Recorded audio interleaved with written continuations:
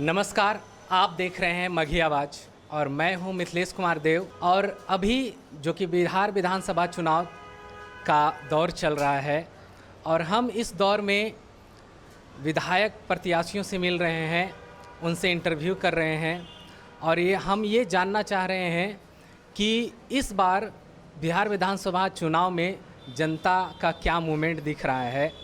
उसी मूवमेंट को जानने के लिए आज हम आए हैं पटना के बांकीपुर विधानसभा क्षेत्र में, जो कि यहाँ से प्रथम बार उम्मीदवार में आए हैं जाप पार्टी से। उनका नाम है, हम उनसे जानेंगे। हमारे बीच हैं इंद्र कुमार सिंह चंदापुरी। हम उनसे बातचीत करते हैं। हम चाहेंगे सर से कि वो लोगों को अपने बारे में बताएं। नमस्कार, मैं इंद्र कुमार सिंह चंदापुरी हूं और करीब 20 वर्षों से मैं सामाजिक कार्य से जुटा हूं। इसके पूर्व मैं बीआईटी मेसरा रांची से इंजीनियरिंग किया और मिनिस्ट्री ऑफ होम अफेयर्स के सर्विस में असिस्टेंट मैनेजर था। उसके बाद जब हमारे पिताजी की मृत्यु हुई, जिन्होंने राष्ट्रपिता महात्मा गांधी जी के साथ कार्य किया था और बाबा साहब भीमराव अम्बेडकर के साथ कार्य किया, डॉक्टर राम मनोहर लोहिया के साथ कार्य किया, यानी कि मैं प्रख्यात स्वतंत्रता सेनानी त्यागमूर्ति आर.एल. चंदापुरी का पुत्र हूं। और उनके देहांत के पश्चात 2004 में जब मैं सर्विस में था तो उस समय हमारी नेशनल कमेटी की बैठक हुई। नेशनल राष्ट्रीय अधिवेशन धनबाद में हुआ था। तो उन लोगों ने मुझे कहा कि आप अखिल भारतीय पिछड़ा वर्ग संघ का राष्ट्रीय अध्यक्ष पद पर आप आसीन हो जाएं। और मेरे न चाहते हुए भी मैं उस पद पर चुना गया। और हालांकि वो सामाजिक संगठन था, मुझे सरकारी नौकरी में रहते हुए भी मैं वो कार्य कर सकता था, किंतु मैंने सरकार के नौकरी से इस्तीफा देकर तब से मैं आज तक मैं सामाजिक कार्यों से जुटा हूं। और संवैधानिक हकों, बैकवर्ड क्लासेस के, गरीब वर्गों के, यहाँ तक कि जो अगड़ी जातियों की जो 10% जो आरक्षण प्राइम मिनिस्टर ने दिया था, उस वक्त हमारी नेशनल कन्वेंशन रांची में हुई थी। उसमें भी हम लोगों ने इनके इस आरक्षण इश्यूज़ पर हम लोगों ने समर्थन भी किया था। किंतु हमने कहा था कि आबादी के अनुरूप जब सबको आरक्षण दिया जा रहा है तो हमारा बैकवर्ड क्लासेस की आबादी 54% है और हमारी रिजर्वेशन मात्र 27% है। इसलिए हमारा भी आरक्षण आबादी के अनुरूप किया जाए और उसके लिए हमने प्रधानमंत्री को पत्र भी लिखा, प्रस्ताव भी पारित किया। बहुत कुछ कार्य हम लोग बैकवर्ड क्लासेस और गरीब वर्गों SC ST के लिए करते आ रहे हैं और इसका एक रिकॉर्ड हमारे पास है। सर, आपने अब तक सामाजिक कार्य किए और जैसा कि आपने बताया कि सामाजिक कार्य के लिए आपको सम्मानित भी किया गया, तो अब इस चुनाव में आने का और उम्मीदवार बनने का और ये विधायक को लेकर आपने जो प्रत्याशी के रूप में, जनप्रतिनिधि के रूप में आप सामने आ रहे हैं, तो इसके पीछे क्या उद्देश्य है?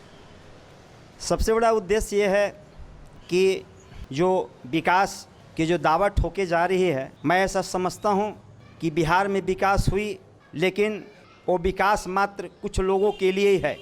आप जहाँ बैठे हैं या पटना बांकीपुर विधानसभा क्षेत्र में अगर आप किसी गली और कुची में चले जाएं, और ख़ास करके मैं बांकीपुर विधानसभा का रहने वाला हूं, मंदिरी में मेरा निवास स्थान है, वहाँ पर गंदगी का अंबार लगा हुआ है। नाला के बनाने के लिए 5 बरस से साइन बोर्ड भी लगाया गया है, लेकिन आज तक कुछ नहीं हुआ।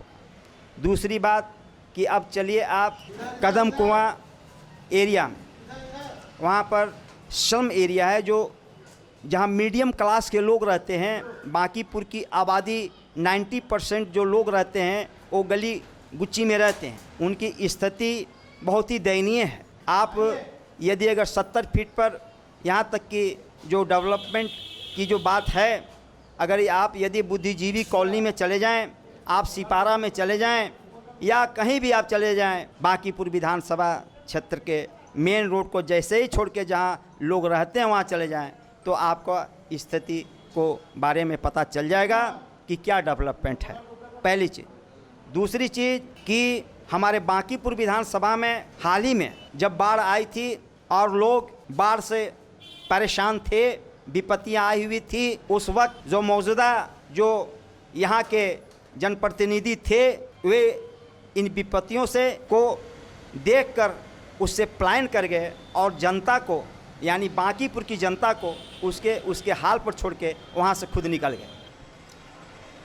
कोरोना की बात आई तो कोरोना काल में अचानक देश बंद किया गया संक्रमण से बचने की। जनता को अपने आप को बचाने के लिए उन्हें कर्फ्यू लगाने की अनुमति और ये सलाह दी गई कि आप अपने आप को बचाइए, आप बचिएगा देश बचेगा। और इसी पर लेकर जब प्रवासी मजदूर अचानक इधर उधर होने लगे अपनी व्यवस्था को लेकर, तो मोदी सरकार का कहना था कि जनता आत्मनिर्भर बने। जब जनता आत्मनिर्भर बनेगी तो देश आत्मनिर्भर बनेगा। और अब चूँकि बिहार विधानसभा चुनाव है तो यहाँ भी उनका कहना है कि आत्मनिर्भर बिहार बनेगा। तो इस पर आप क्या कहना चाहिए? ये आत्मनिर्भर कैसे बनेगा? ये आत्मनिर्भर प्रधानमंत्री बोल रहे हैं, उनसे ज़रा पूछिए ना, क्वेश्चन दागिए ना कि चंदापुरी बोल रहा है कि आज तक का सबसे बड़ा ऋण ले लिया तुम। अरे कर्ज खोर देश है हमारा, इस देश को कर्जा में डुबा दिया गया है, हम लोग गुलाम हो चुके हैं आर्थिक रूप से। इनकी सारी विदेशी की नीति, देशी की नीति, गृह नीति, रक्षा नीति, ये सारे नीतियाँ इनकी विदेशी कर्जे पर आधारित है। ये है तो गुलाम हैं। ये क्या आत्मनिर्भरता की बात करेंगे? आत्मनिर्भर बात करके हम लोगों को बरगला रहे हैं, भ्रम फैला रहे हैं कि मत मिल जाएगा। आत्मनिर्भर कैसे बनोगे आप बताइए ना, कैसे बनेंगे? जो क्या प्रधानमंत्री सूटेड बूटेड है ना, गरीब देश का पता नहीं कितना करोड़ रुपया का प्लेन आया है ना प्लेन, क्या ज़रूरत है? अरे तुम्हारा तो जनता गरीब है, तो फटा पहन। महात्मा गांधी तो सबको कपड़ा वपड़ा हटा दिया है, तो गांधी का जो चीज़ है हम ही लोग हैं, कहाँ कुछ है। अब हमारे यहाँ उधम सिंह। तो भैया बात ऐसा है, जो भी चीज़ बता रहे हैं देश की जनता के लिए हमारा ये कहना है कि बदलाव आएगा, बदलाव होगा।